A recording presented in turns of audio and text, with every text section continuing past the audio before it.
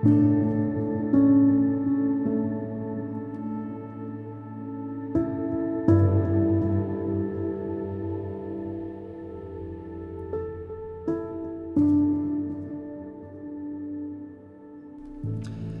Francois-Marie, it's good to be with you here today. Thank you for coming here to talk a little bit about St. Augustine and his rule. Thank you. Yeah. Nice to meet you. Well, you too. So before we begin talking about the rule of St. Augustine, would you mind just sharing a little bit about yourself and about your home abbey?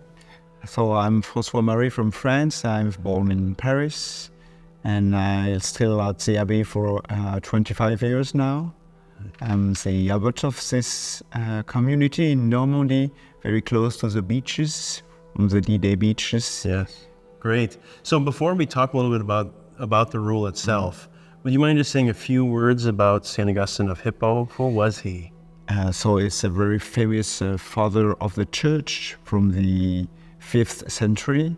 He was not Christian at the beginning of his life. Yeah. He was baptized when he was about 30 years old. And after he built a community of monks, something like that, he wrote a lot of books about theology, about city of God, about commentary of the Holy Scripture.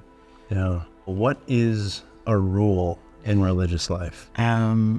For St. Augustine, it's something very simple. You could read the rule in 30 minutes. It's short. It's short. It's a short book.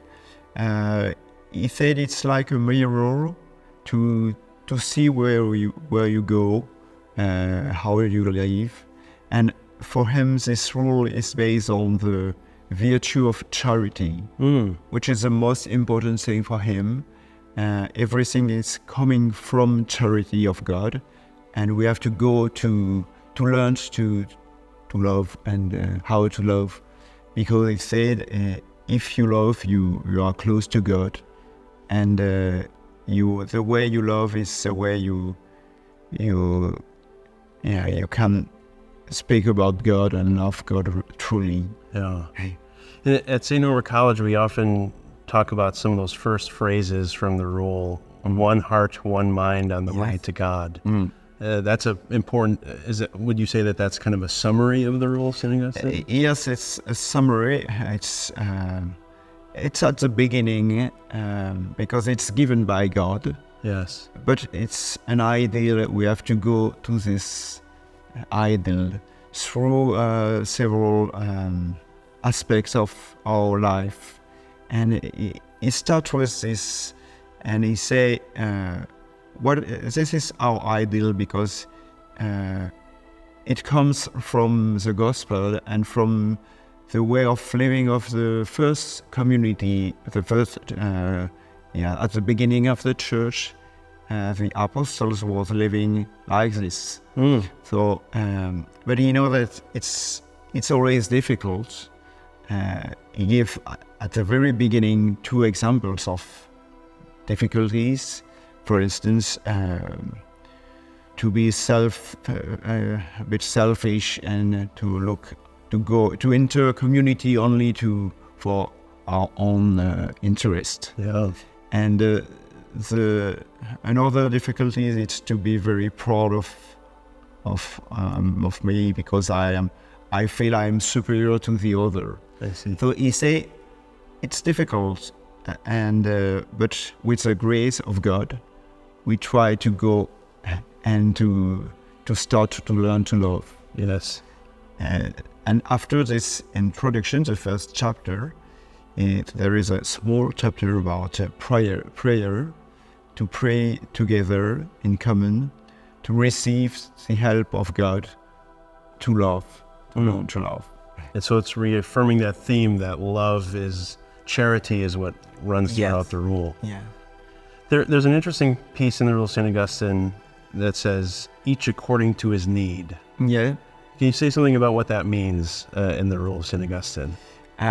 We could say that we put everything in common, but it's not communicism. Everybody has his own faculties, his own characteristics. So unity is not uniformity. I see. Yeah. Yeah.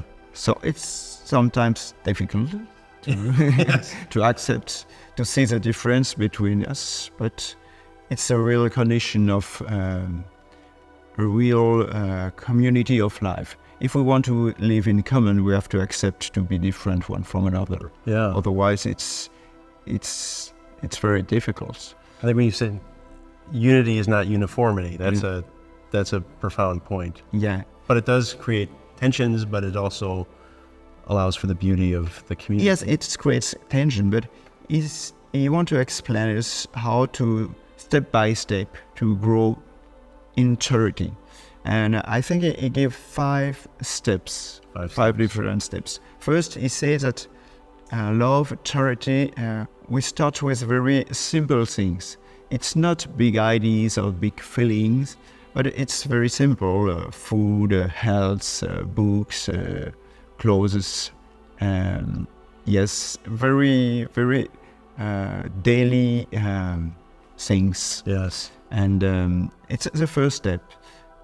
And a second step is we are responsible one from another. At the beginning of the Bible, there is a bad story about Cain and Abel. Yes. And Cain is the murderer of Abel. And God asks Cain, "What did you do with your brother?" And Cain said, "If I am responsible for my brother." And I think that for St. Augustine, yes, we are responsible one from another. Yes. And it's a second step. And the third step is services, a spirit of services. Yes.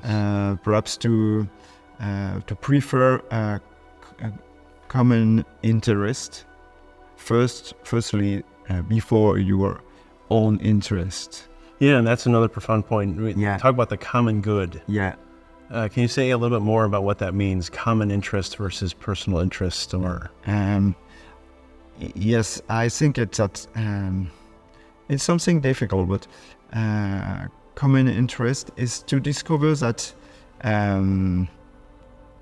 we are very rich when we put many things in common. yes. To live in a community, in a way, it's something who help us to be to have more fruits together with one another, and to prefer creates goods by our way of living together, rather than to be only self-sufficient. Yeah. And so it's he quotes verses of St. Paul, who says that charity is always looking for common interests. Yeah, it's beautiful. Yeah. I speak about 5 steps. I just speak about only 3. Only 3. The 2 other steps are very interesting. The first is forgiveness. Because, of course, in a community, if we have to learn to love, sometimes we are angry, we have to forgive, we say bad words, and we have to encourage ourselves. And the 5 steps is to try to go together in the same direction, to have to look for the will of God, and together to have in a way the same will.